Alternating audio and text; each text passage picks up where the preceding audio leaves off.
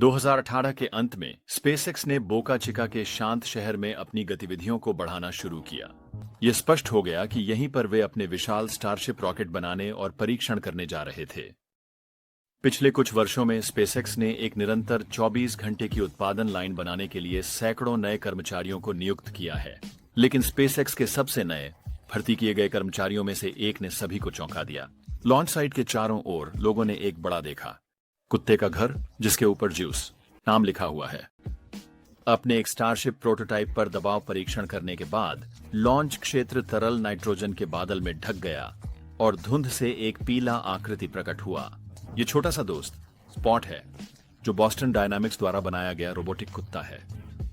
इस वीडियो में हम ये देखेंगे कि स्पेसएक्स ने एक रोबोटिक कुत्ता क्यों खरीदा। हम यह भी देखेंगे कि वे कुत्ते के साथ क्या कर रहे हैं और कैसे समान रोबोट पहले मानव मिशनों के लिए मंगल पर महत्वपूर्ण हो सकते हैं।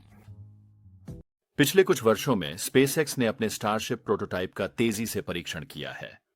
इसमें विशाल ईंधन टैंकों को उच्च दबाव गैस से भरना शामिल है, ताकि यह परीक्षण किया जा सके कि टैंक अपनी लक्षित दबाव को सुरक्षित रूप से रख सकते हैं। इन परीक्षणों के दौरान स्पेसएक्स के लिए यह सामान्य है कि वे वाहन के दबाव को तब तक बढ़ाएं जब तक कि वह टूट न जाए। यदि वाहन को मीथेन और तरल ऑक्सीजन से पूरी तरह से भरा गया है, तो परिणाम विनाशकारी हो सकते हैं। इस कारण से पूरे लॉन्च साइट को साफ करना आवश्यक है और बोका चिका के माध्यम से चलने वाली सार्वजनिक सड़क को बंद करना होगा। जैसे ही परीक्षण शुरू होता है, किसी को भी लॉन्च साइट के कम से कम 1 मील के भीतर आने की अनुमति नहीं होती, जिसमें स्पेसएक्स के कर्मचारी भी शामिल हैं। यह स्पेसएक्स के लिए आदर्श नहीं है, क्योंकि यह पुष्टि करने में कई घंटे लग सकते हैं कि लॉन्च पैड सुरक्षित है। इस समय के दौरान स्पेसएक्स बहुत सारे डेटा से चूक जाता है, जो उन्हें यह समझने में मदद कर सकता है कि वाहन क्यों विफल हुआ। इन परीक्षणों से अधिकतम डेटा प्राप्त करने के लिए स्पेसएक्स ने स्पॉट खरीदा। यह रोबोटिक कुत्ता बेहद फुर्तीला है, सीढ़ियां चढ़ने और सबसे कठिन इलाकों से निपटने की क्षमता के साथ।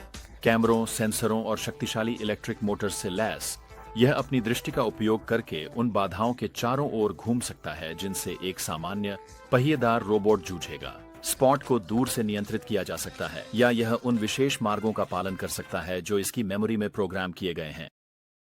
स्पॉट का पहला सही परीक्षण SN7 परीक्षण के दौरान था, जहां स्पेसएक्स ने एक स्टारशिप प्रोटोटाइप को विफलता तक पहुंचाया। इस परीक्षण ने तरल नाइट्रोजन का एक विशाल बादल बनाया, जो कुछ समय के लिए लॉन्च साइट पर बना रहा, जिससे दृश्यता खराब हो गई। तरल नाइट्रोजन के बादल के बीच ज्यूस को प्रोटोटाइप के अवशेषों और आसपास के क्षेत्र का निरीक्षण करते हुए देखा गया। ज्यूस को संभवतः कैमरों और विभिन्न सेंसरों से लैस किया गया था, ताकि वह पास की ईंधन लाइनों से गैस लीक का पता लगा सके। स्पेसएक्स को यह समझने में मदद करता है कि वाहन कैसे विफल हुआ और लॉन्च पैड को साफ करने और ईंधन प्रणाली को ठीक करने के लिए क्या करना चाहिए। यह स्पेसएक्स को प्रत्येक प्रोटोटाइप के बीच अपने स्टारशिप रॉकेट के डिजाइन में लगातार सुधार करने की अनुमति देता है। दुर्घटना के स्थल पर ज्यूस का होना स्पेसएक्स को जितनी संभव हो सके जानकारी इकट्ठा करने की अनुमति देता है, बिना किसी भी समय मानवों को जोखिम में डाले। अगर स्पेसएक्स ऐसे रोबोटिक कुत्तों का उपयोग यहां पृथ्वी पर कर सकता है, तो वे तब भी उपयोगी हो सकते हैं जब हम अंततः मानवों को मंगल पर भेजें। स्पेसएक्स की मंगल पर पहली यात्रा लगभग निश्चित रूप से बिना मानवों के की जाएगी। योजना यह है कि कई स्टारशिप को मंगल की सतह पर भेजा जाए, जिनमें आधार स्थापित करने और पानी और मीथेन की खनन शुरू करने के लिए पर्याप्त आपूर्ति और तकनीक हो। स्पेसएक्स एक समान रोबोटिक जीवों का समूह ले जा सकता है, ताकि बहुत सारे सेटअप कार्यों को संभाला जा सके। हालांकि अधिकांश भारी उठाने का काम स्टारशिप स्वयं अपने ऑनबोर्ड क्रेन के साथ कर सकता है, लेकिन कई सेटअप कार्यों के लिए अधिक सटीक और नाजुक स्पर्श की आवश्यकता होगी। मार्स के रोबोटों के लिए सबसे सामान्य डिजाइन हमेशा पहियों वाले वाहन का रहा है, लेकिन स्पॉट जैसे 4 पैर वाले रोबोट मंगल की सतह पर बड़े पत्थरों जैसी बाधाओं को पार करने में एक लाभ प्रदान कर सकते हैं। चूंकि इसे पृथ्वी के लिए डिजाइन किया गया है, स्पॉट का तापमान रेंज केवल 45 डिग्री से लेकर 20 डिग्री तक है, लेकिन शायद भविष्य में स्पेसएक्स बॉस्टन डायनामिक्स के साथ मिलकर मंगल की सतह के लिए डिजाइन किया गया स्पॉट का एक विशेष संस्करण बना सकता है। मार्स पर रोबोटों को नियंत्रित करने से जुड़ी एक बड़ी समस्या समय में देरी है। चूंकि मंगल पर डेटा भेजने में लगभग 14 मिनट लगते हैं, इसलिए क्यूरियोसिटी रोवर जैसे रोबोटों को नियंत्रित करना एक बेहद धीमी प्रक्रिया है। क्यूरियोसिटी केवल प्रतिदिन लगभग 100 मीटर यात्रा कर सकता है और प्रत्येक आंदोलन को सावधानी पूर्वक योजना बनानी होती है। मार्स पर स्पॉट के लिए सबसे उपयोगी परिदृश्य यह होगा कि वह सतह पर मानवों की मदद करे। स्पॉट को एक मंगल निवास से वास्तविक समय में नियंत्रित किया जा सकता है, जिससे उपकरणों को स्थापित किया जा सके बिना मानवों को कठोर मंगल वातावरण के अधीन किए।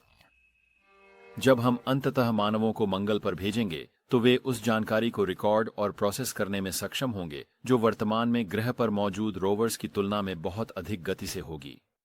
लेकिन जैसा कि स्पेसएक्स ने दिखाया है, मानवों की अपनी सीमाएं होती हैं और ऐसा लगता है कि हमारे अंतरिक्ष यात्रा के भविष्य में हमारी यात्रा अकेले नहीं होगी, बल्कि हमारे रोबोटिक दोस्तों के साथ मिलकर